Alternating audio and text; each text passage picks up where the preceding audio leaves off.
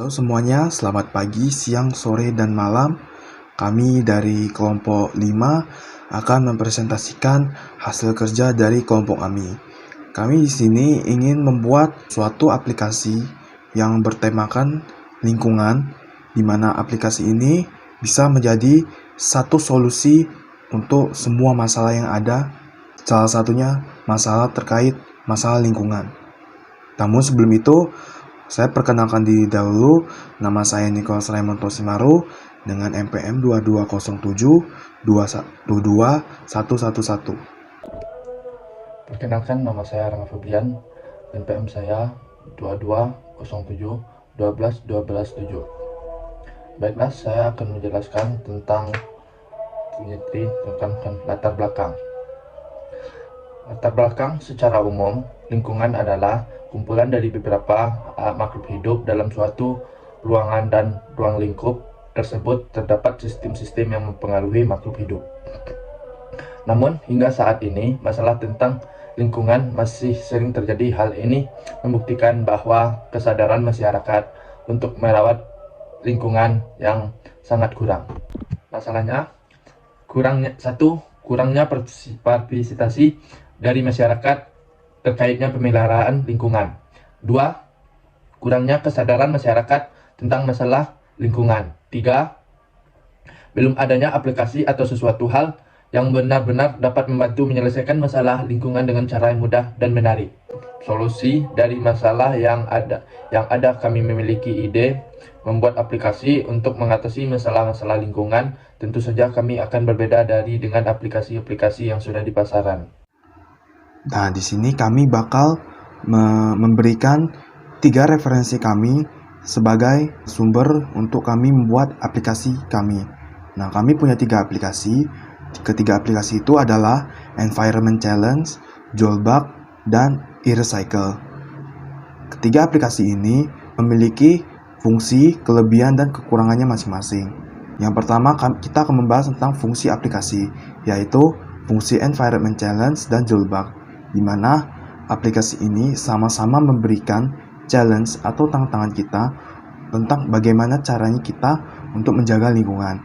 Jadi, kita di sini bakal diberikan tugas atau semacam mission untuk merawat lingkungan sekitar kita yang sudah tidak terawat ini. Lalu, Joelbug juga memiliki fungsi sebagai tempat atau komunitas bagi para penggunanya, di mana semua orang di seluruh dunia dapat bergabung ke dalam suatu komunitas untuk berdiskusi bersama-sama untuk membangun dan menjaga lingkungan agar lingkungan ini tetap terjaga. Yang terakhir, fungsi dari aplikasi eRecycle, di mana eRecycle ini merupakan aplikasi yang berfungsi untuk aplikasi penjualan sampah secara online menggunakan sistem pindai atau scan dari sampah, dan kemudian sampah tersebut akan dijemput. Nah, untuk kelebihan, yang pertama, di Joelbug terdapat banyak komunitas-komunitas yang akan membantu bumi ini agar bumi ini dapat terjaga lingkungannya dengan baik. Lalu, kelebihan berikutnya dari aplikasi Environment Challenge, di mana terdapat challenge tetap menjaga lingkungan beserta hadiahnya. Hal ini dapat membuat orang-orang lain akan tertarik dengan tantangan yang ada. Yang berikutnya, di aplikasi Recycle juga dapat menjual sampah secara online hanya dengan scan foto. Nah, untuk scan foto ini kita bisa foto sampahnya, lalu sampah itu akan dijual dan sesuai harga, lalu sampah itu akan dijemput oleh pengelola sampah. Lalu yang keempat dan terakhir, sampah dapat ditukarkan dengan uang. Nah, ini juga penting buat orang-orang yang mengumpulkan sampah, di mana mereka bisa menghasilkan uang tambahan hanya dengan melalui mengumpulkan sampah yang ada. Nah, untuk kekurangan di sini, aplikasi Environment Challenge dan Joelbug ini hanya bisa digunakan bahasa Inggris, dan yang berarti untuk orang-orang yang tidak mahir dan berbahasa Inggris tidak akan bisa menggunakan aplikasi ini dengan baik. Lalu, di dalam aplikasi Environment Challenge tidak ada hadiah setelah menyelesaikan challenge, di mana di aplikasi tersebut tidak ada sesuatu yang dapat menarik perhatian orang lain ketika kita mengerjakan sebuah misi. Lalu, kekurangan berikutnya, penukaran poin di aplikasi Joorbug hanya bisa dilakukan di wilayah-wilayah tertentu, di mana hanya beberapa wilayah-wilayah yang mungkin sudah teridentifikasi saja yang kita bisa mendapatkan penukaran poin. Lalu kekurangan berikutnya, terdapat banyak keluhan di aplikasi eRecycle bahwa aplikasi ini bekerja tidak sesuai dengan deskripsi, di mana aplikasi ini ternyata menggunakan sistem donasi, bukan sistem tukar ke rupiah. Dan yang terakhir, UI aplikasi yang kurang menarik dan tidak menarik perhatian orang banyak. Baik, perkenalkan saya Stanislaus Harimuntoro dengan NPM 220172140. Apa itu aplikasi G3? Aplikasi G3 adalah aplikasi yang akan kami bangun yang berkonsep lingkungan. Yang dimaksud dengan lingkungan di sini, aplikasi ini diharapkan dapat mengatasi masalah-masalah yang ada di lingkungan. Di antaranya yaitu masalah sampah dan masalah kesadaran akan merawat lingkungan. Aplikasi ini menawarkan berbagai fitur menarik, di antaranya yaitu challenge and reward. Di sini kalian berpotensi untuk mendapatkan hadiah jika kalian menyelesaikan misi yang telah disediakan. Yang kedua yaitu sell and recycle. Di sini kalian dapat menjual sampah dan sampah tersebut akan dibeli oleh distributor kreatif yang sudah kami sediakan.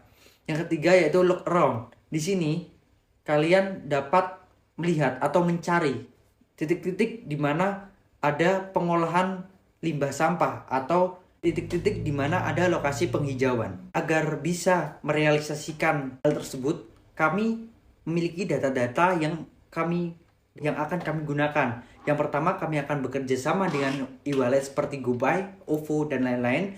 Lalu yang kedua, kami akan bermitra dengan perusahaan daur ulang sampah. Yang ketiga yaitu SIP-SN, yaitu website dari pemerintah yang menyediakan tentang sampah serta persebaran lokasi fasilitas sampah. Yang keempat yaitu kami akan bekerja sama dengan Sitar Hutla, yaitu sebuah perusahaan bergerak di bidang lingkungan dengan misi melakukan penghijauan di lokasi-lokasi yang sudah ditentukan. Yang kelima atau terakhir yaitu kita menggunakan Google Maps API. Di sini kami akan membangun maps yang sesuai dengan apa yang kami butuhkan. Untuk selanjutnya, kita akan melihat UI dari aplikasi G3. Membahas tentang flowchart dari aplikasi G3. Yang pertama yaitu kita akan membuka aplikasi, yaitu setelah itu kita akan ada kondisi apakah sudah login atau belum. Jika sudah login, maka akan langsung ke menu G3 Home atau halaman utama. Jika belum, kita akan ada splash screen. Di sini kita akan menekan sebuah tombol yang akan mengarahkan kita ke halaman login. Yaitu setelah itu kita bisa, jika kita belum punya akun, kita dapat mendaftar terlebih dahulu. Jika kita sudah, kita akan masuk ke halaman utama dari aplikasi G3.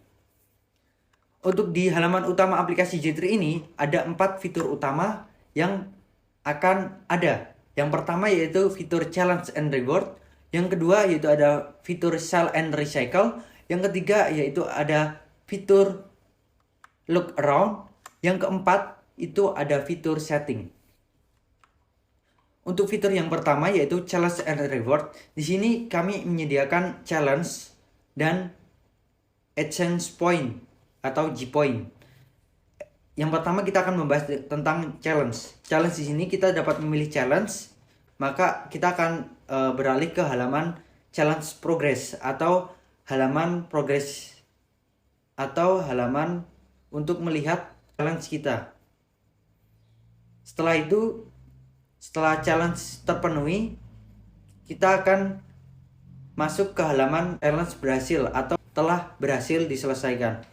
Lalu kita akan ditawari apakah ingin mengikuti challenge baru atau tidak. Jika tidak, kita akan kearahkan ke home. Jika iya, maka kita akan bisa memilih challenge baru. Yang kedua yaitu exchange point. Di sini kita dapat menukar poin dengan e-wallet atau voucher. Tapi yang di sini yang kita garis bawahi adalah e-wallet atau kita tukar dari G-point ke rupiah dengan kurs tertentu. Setelah itu kita akan konfirmasi. Jika kita setuju, maka transaksi akan selesai. Kita akan lanjut ke menu kedua, yaitu Sell and Recycle. Di menu kedua ini, kita akan langsung melihat halaman scan sampah. Setelah sampah di-scan, maka data sampah itu akan mengambil dari server SPN, lalu data sampah tersebut akan diklasifikasi dengan menggunakan machine learning. Setelah itu, setelah data diklasifikasi, maka akan terlihat bahwa sampah ini merupakan jenis sampah apa. Setelah itu sampah akan dihitung harganya dengan menggunakan data yang sudah ada. Setelah itu kita akan memilih metode pembayaran. Jika metode pembayaran sudah dipilih, maka kita akan lanjut ke mencari distributor. Setelah mencari distributor, maka transaksi akan sukses dan sampah akan diambil. Untuk yang menu ketiga, yaitu log around. Di sini yaitu ada 3 map, yaitu map sampah, map fasilitas pengelolaan sampah, dan map penghijauan. Map-map ini memiliki fiturnya masing-masing.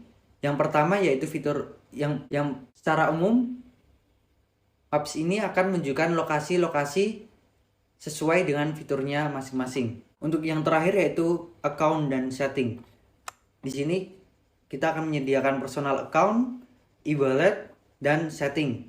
Selain itu, exchange point juga akan kita pindah dari yang awalnya ada di halaman challenge and reward, kita akan pindah ke account and setting.